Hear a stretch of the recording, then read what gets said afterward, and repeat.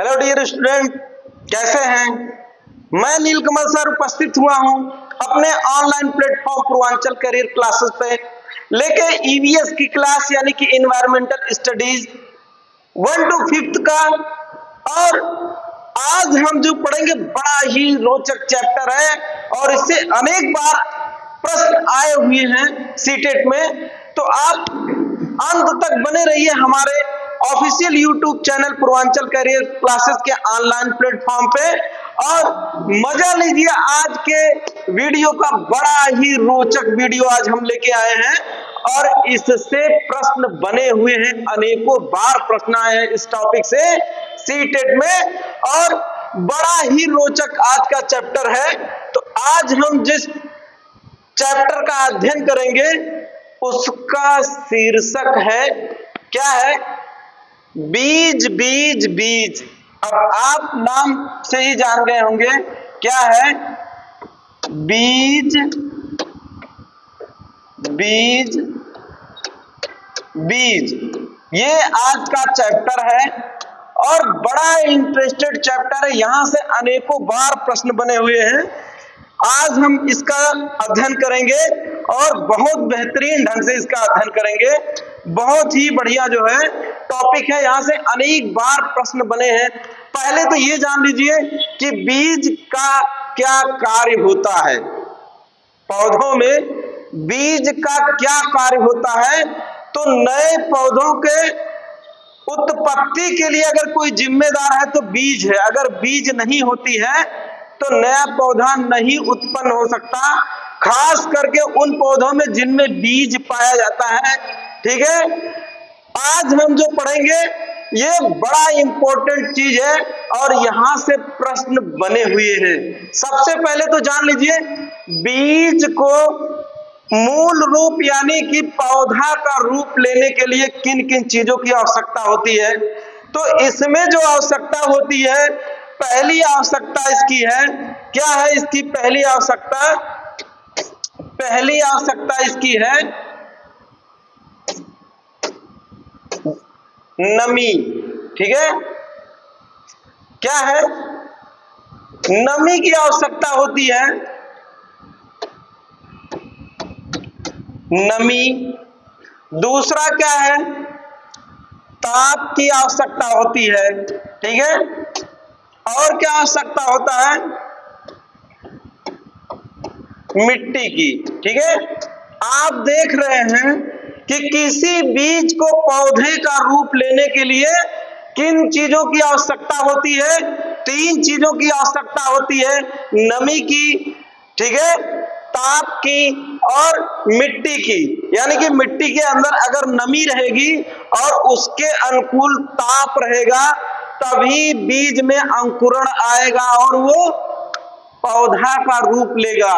तो आज का जो हमारा वीडियो बड़ा रोचक वीडियो है, अनेकों बार इससे प्रश्न पूछे हैं और बीज बीज बीज इसका शीर्षक है। क्या है?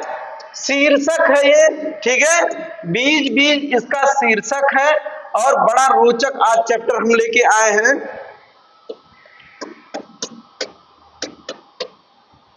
ठीक है, और इसमें कई प्रकार के बीजों का वर्णन हुआ है, साग सब्जियों का वर्णन हुआ है और किस देश से कौन सी सब्जी आई इसका भी वर्णन हुआ है। यहां तक कि पौधों के संदर्भ में शिकारी पौधे का वर्णन हुआ है। और शिकारी पौधा, अभी तक आप जानवर जान रहे थे कि शिकारी जानवर होता है, लेकिन पौधे भी शिकार करते हैं, उनका भी वर्णन हुआ है यहाँ पे।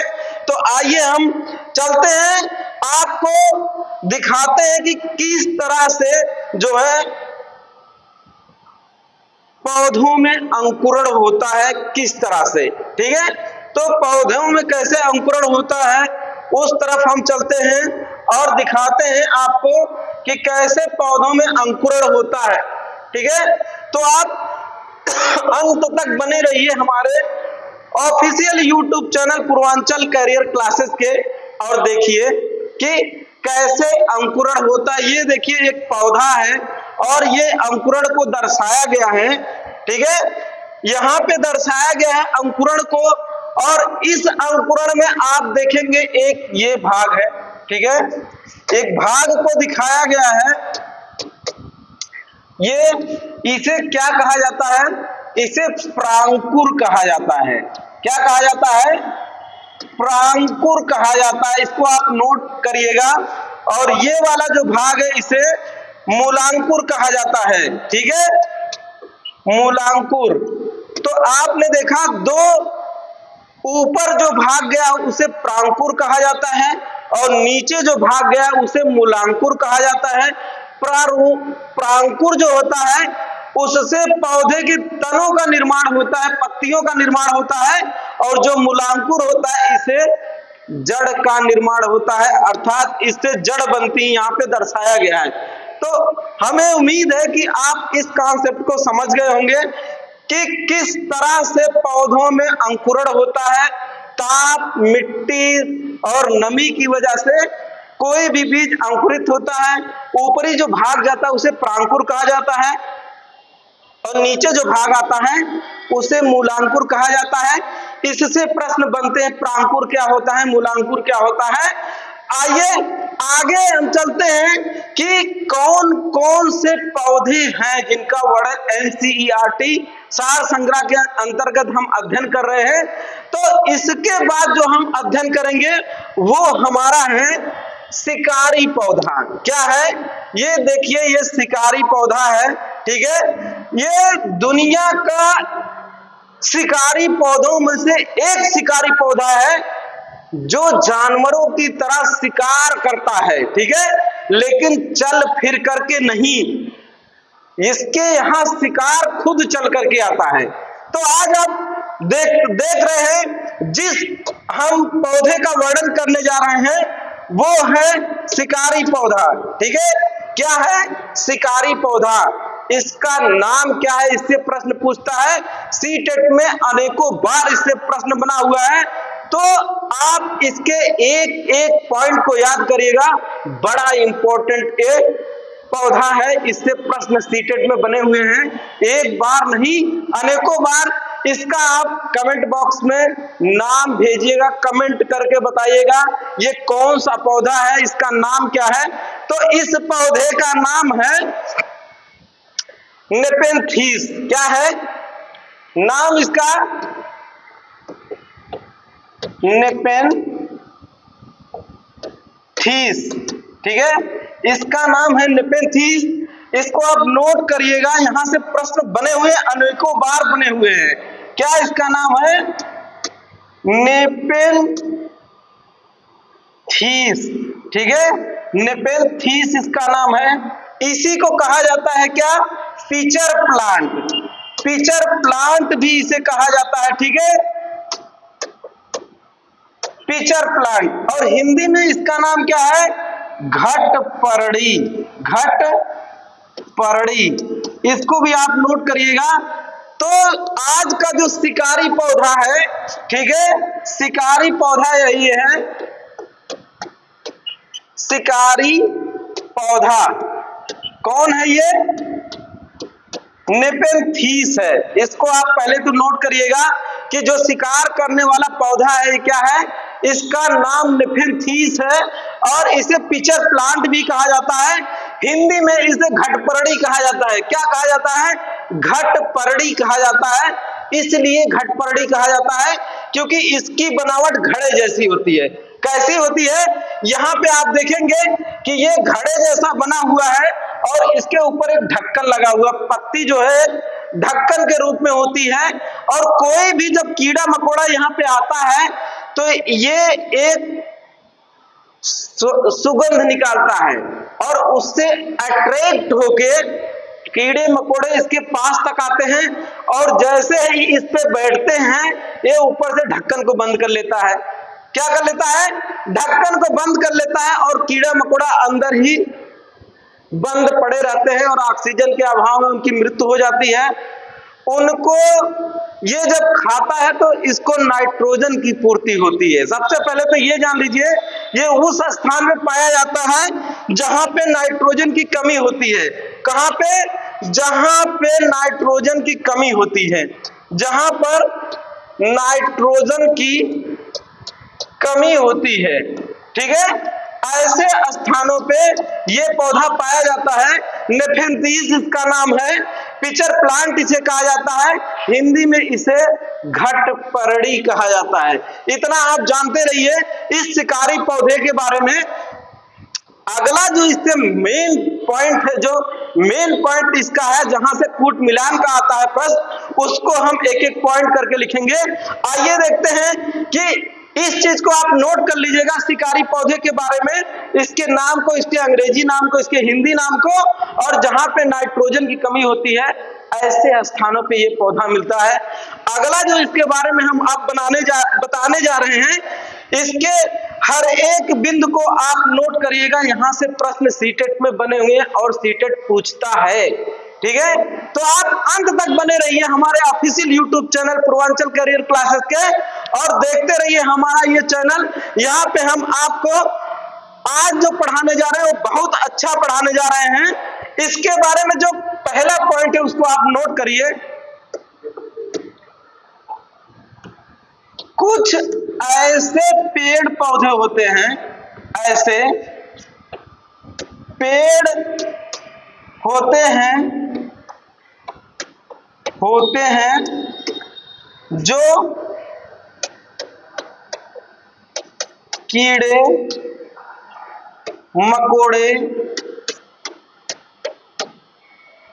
मेंढक, छिपकली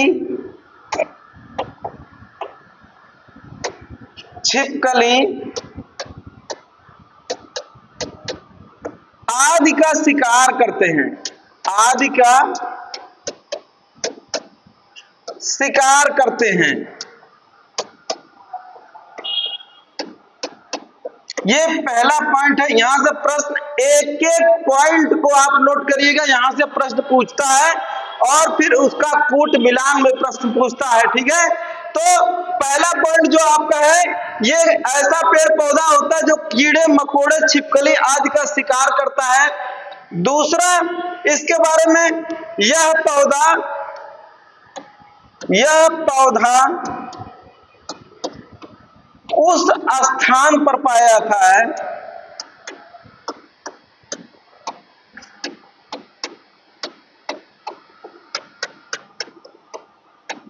जहां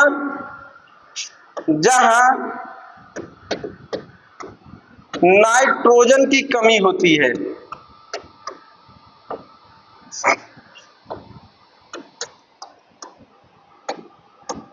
कमी होती है। अगला पॉइंट जो इसका है,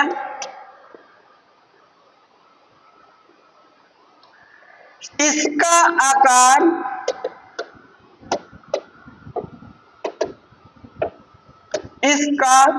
आकार लंबे घड़े जैसा होता है, लंबे घड़े जैसा होता है, ठीक है। और इसके ऊपर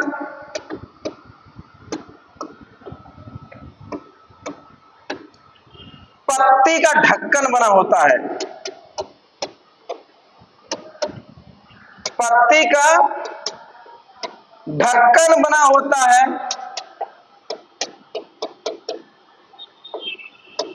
ये तीसरी पॉइंट इसके बारे में बताया जा रहा है, ठीक है।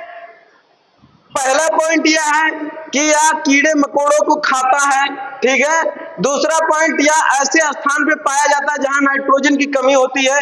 चौथा पॉइंट है, इसका आकार लंबे घड़े जैसा होता है और इसके ऊपर पत्ती का एक ढक्कन बना होता है। अब इसको आप स्क्रीनशॉट ले सकते हैं, इसको आप नोट कर सकते हैं।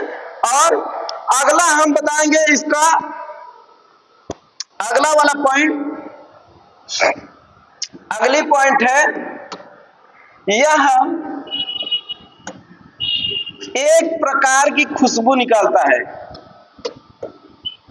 एक प्रकार की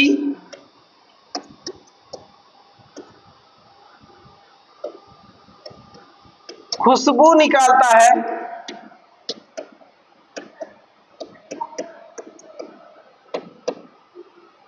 जिससे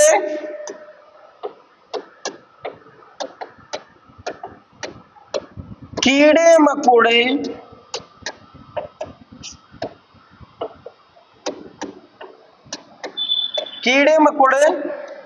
इसकी ओर खींचे चले आते हैं, खींचे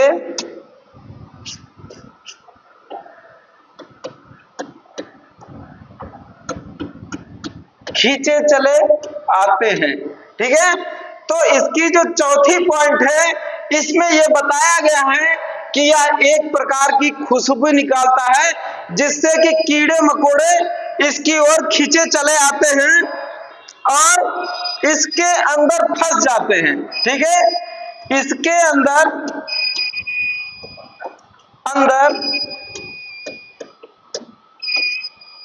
फंस जाते हैं। ठीक है, फंस जाते हैं। ये इसका चौथी पॉइंट है, ये इसका चौथी पॉइंट है। और बाहर नहीं निकल पाते हैं, फंस जाते हैं और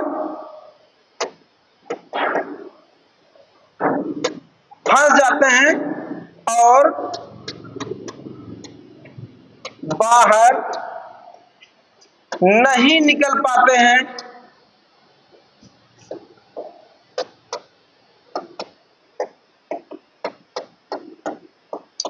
ये इसकी चौथी पॉइंट है। और ये पांचवी पॉइंट मोस्ट इंपॉर्टेंट, इसको नोट करिएगा। यह पौधा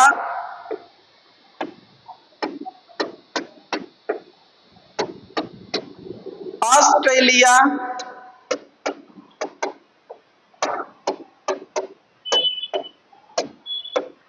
इंडोनेशिया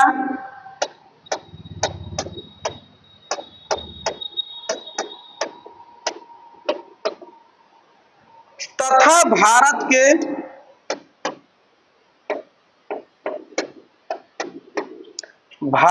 के मेघालय राज्य में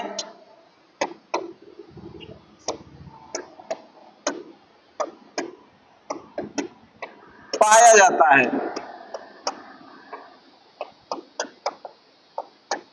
आप देख रहे हैं ये वाला इंपॉर्टेंट, वेरी वेरी इंपॉर्टेंट है।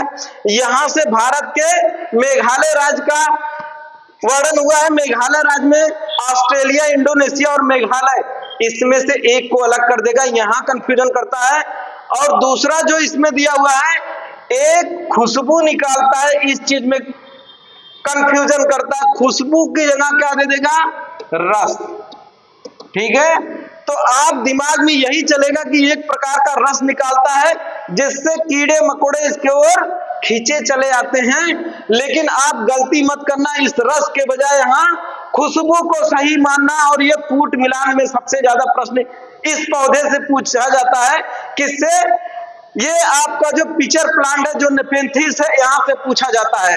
तो उम्मीद करते हैं कि आप इसे समझ गए होंगे और बहुत बेहतरीन ढंग से इसको समझिएगा, क्योंकि इससे प्रश्न बनते हैं। आइए एक बार फिर इसको दिखाते हैं आपको इसका मूल रूप। ये घड़े जैसा है, ठीक है, इसे शिकारी पौधा कहा जाता है और ये नेफेंथिस नाम से जाना जाता है। और इसको ही आप घटपरड़ी कहते हैं हिंदी में, और इसे ही आप पिचर प्लांट कहते हैं। ये आप देख रहे हैं घड़े के जैसा इसका मुंह है, ये वाला आप यहां से देखिएगा, यहां से ऐसा है, इसका मुंह घड़े जैसा है और ये आकार भी लंबा घड़े जैसा है। देखिए यहाँ, और इसके ऊपर एक ढक्कन लगा हुआ पत्ती का यहाँ, और जैसे इसमें शिकार आके बैठता है तो ये पत्ती से ढक लेता है। ठीक है, इसमें चाहे आपका छिपकली आए, मेढक आए, कीड़े मकोड़े आए, कुछ भी आए, इसमें अगर बैठती हैं तो मक्खी आए, ये ढक लेता है और उनको अंदर ले जाके जब वो मर जाते हैं तो उनके शरीर से नाइट्रोजन प्राप्त करता है। तो उम्मीद करते हैं आप इसको समझ गए होंगे। अगला जो हमारा इसमें आगे की जो पॉइंट है वो हमारा है कि घुमक्कड़ी पौधे। ठीक है, क्या है? घुमक्कड़ी पौधे या घुमक्कड़ पौधे। अब घुमक्कड़ पौधे क्या होते हैं इसके बारे में जान लीजिए। ठीक है, घुमक्कड़ पौधे। अब आपको मालूम होगा कि पौधा जो होता है एक जगह पे स्थिर होता है, ठीक है। क्या होता है? एक जगह पर स्थिर होता है। लेकिन यहाँ पे घुमक्कड़ पौधे दिया हुआ है। इसमें घुमक्कड़ पौधे का मतलब होता है कि पौधा जो होता है उसके बीज कैसे प्रकीर्णित होते हैं, उसके बीज कैसे एक जगह से दूसरे जगह पर जाते हैं और वहां पे नए पौधे का रूप धारण करते हैं, उसके बारे में बताया गया है। तो जो पौधा होता है वो 3 प्रकार से प्रकीर्णित होता है। कैसे? 3 प्रकार से। पहला है हवा के माध्यम से, ठीक है, हवा के माध्यम से।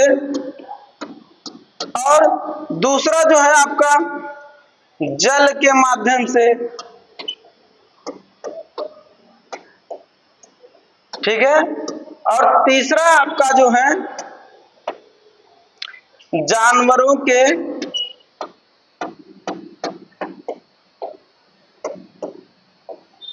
खालों से चिपककर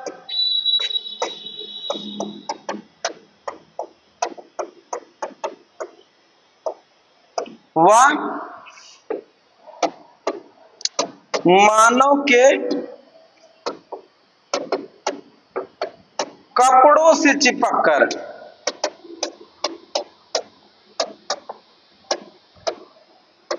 तो आपने देखा कि पौधे कैसे प्रकीर्णित होते हैं हवा के माध्यम से। कुछ पौधे ऐसे होते हैं जिनके बीज इतने हल्के होते हैं कि हवा का झोंका आया और उनको उड़ा के लेके चला गया, तो एक स्थान से दूसरे स्थान पे वो पहुंच गए और वहां उनके अनुकूल जैसे नमी, ताप और क्या मिट्टी मिली वैसे ही उग गए। दूसरा है जल के माध्यम से। आपने देखा होगा तमाम प्रकार के ऐसे पौधे होते हैं जो जल के माध्यम से नदियों के किनारे होते हैं और उसका जल वहां से जाता है, जल में गिरता है, नदी के जल में ये पौधा, और बहते हुए दूर चला जाता है। बाढ़ वगैरह आता है तो कहीं दूसरे धरातल पे जाके समतल भूमि पे जाकर टिक जाता है और वहां पे अंकुरित हो जाता है। तीसरा है जानवरों के खालों के द्वारा ये चिपक कर जाता है। जैसे आप पशु को देखते, चाहे जंगली हो चाहे पालतू हो, उनके बाल और खाल में भी कुछ पौधों के बीच चिपककर एक स्थान से दूसरे स्थान तक जाते हैं और वहां पे जब उनके अनुकूल जलवायु होती है, ताप होता है, तो उसमें अंकुरण आ जाता है और नया पौधा बन जाता है। मानव के कपड़ों से चिपककर। अब मानव के कपड़े से, जैसे आप जा रहे हैं, कहीं यात्रा कर रहे हैं, तो वहां से भी हमारे कपड़े में कुछ पौधों के बीज लग जाते हैं और दूर तक चले जाते हैं, वहां जहां गिरते हैं वहां पे भी वो अंकुरित हो जाते हैं। तो इस वजह से इनको घुमक्कड़ पौधे कहा गया। और यहां से जो है इनके प्रकीर्णन होने की ये तरीका है, किसके कौन कौन, हवा के माध्यम से, जल के माध्यम से, जानवरों के खालों के माध्यम से, और लाइट आ गई, और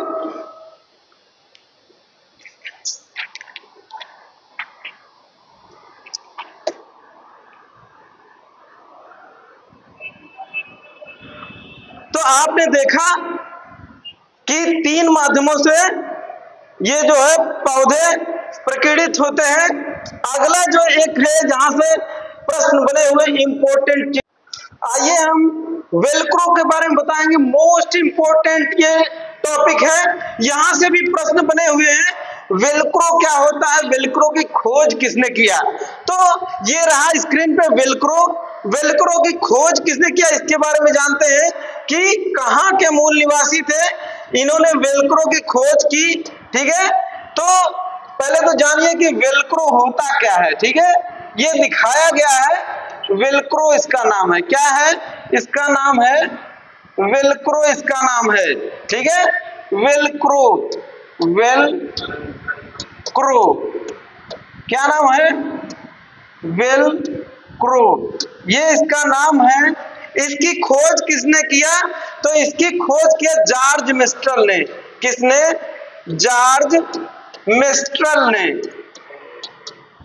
जॉर्ज मिस्ट्रल। और ये कब इन्होंने खोज किया इसकी? 1948 ईस्वी में, ठीक है। और ये कहां के निवासी थे? ये जो है मूल रूप से स्विट्जरलैंड के निवासी थे। कहां के निवासी थे? निवासी थे ये स्विट्जरलैंड के।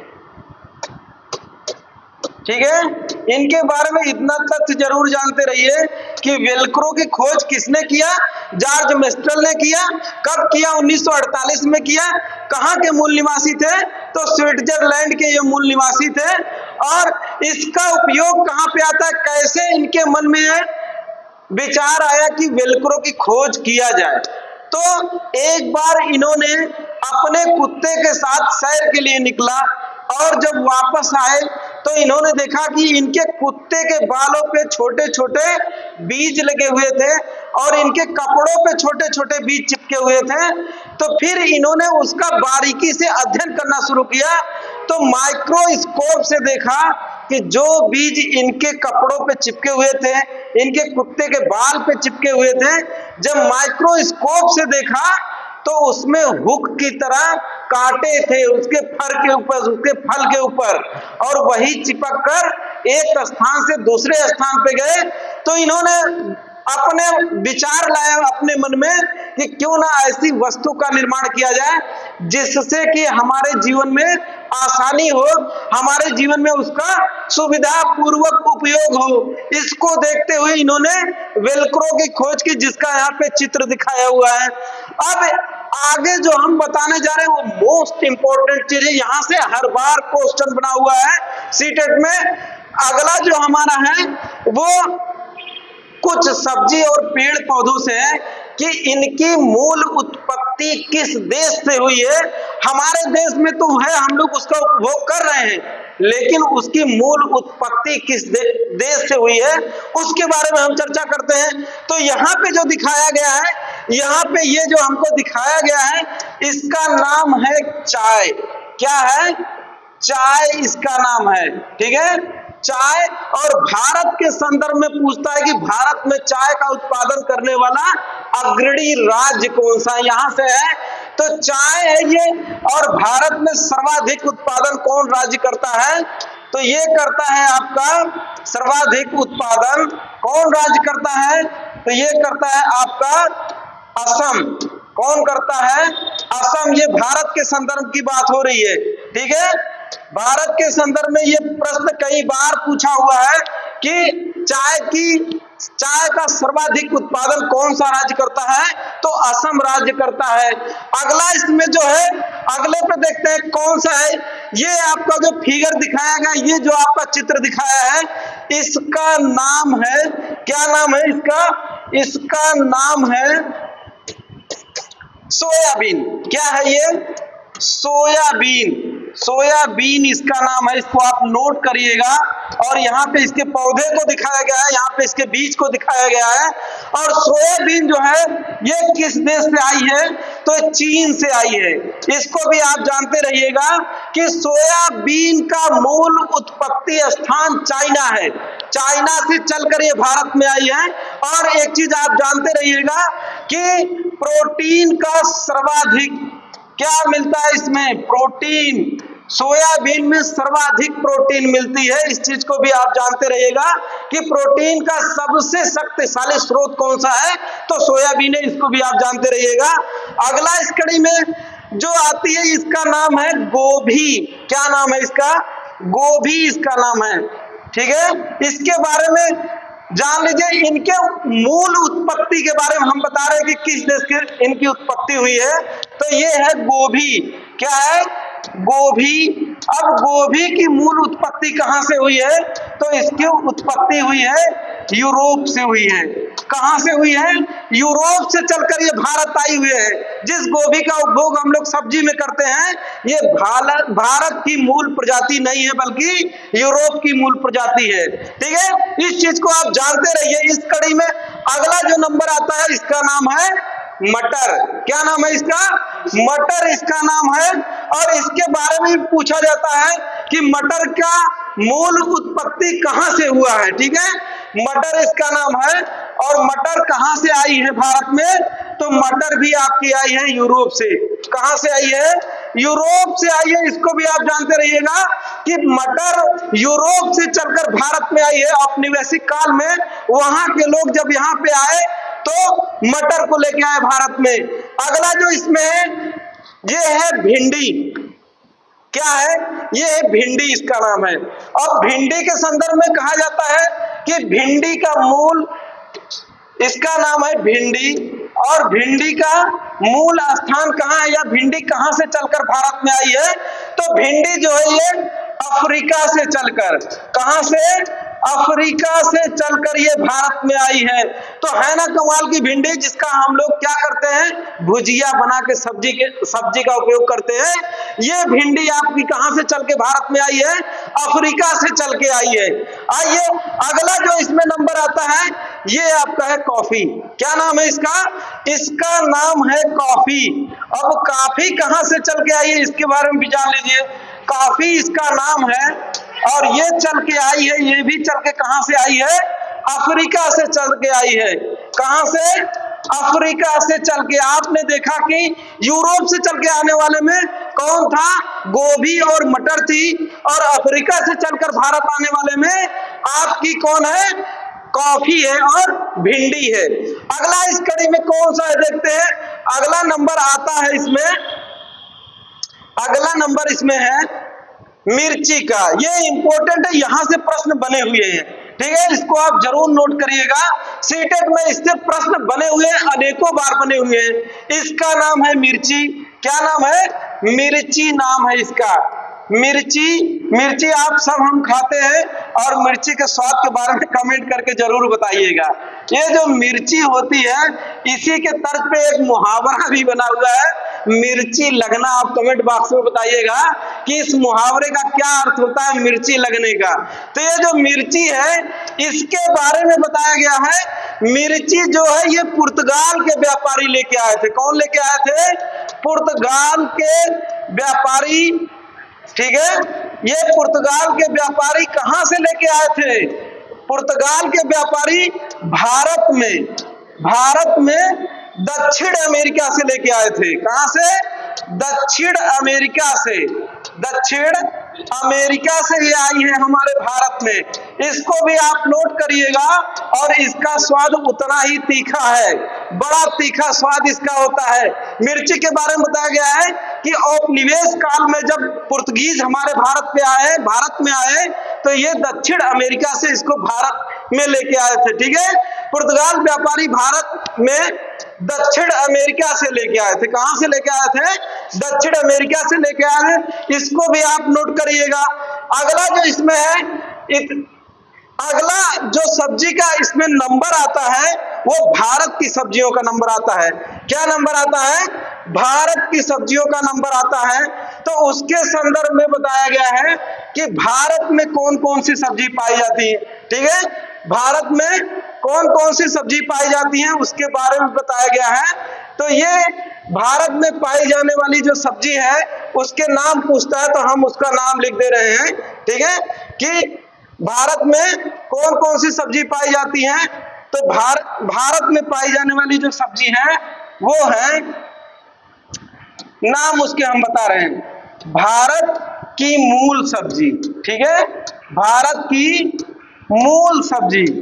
अब ये कौन कौन सी मूल सब्जी है इसका हमारे एनसीईआरटी बुक में वर्णन किया हुआ है। तो ये आपकी है, कौन कौन से हैं? आलू हो गया, ठीक है, आलू हो गया, टमाटर हो गया, और क्या है? सूरन है, ठीक है, सूरन है, लहसुन है, प्याज है,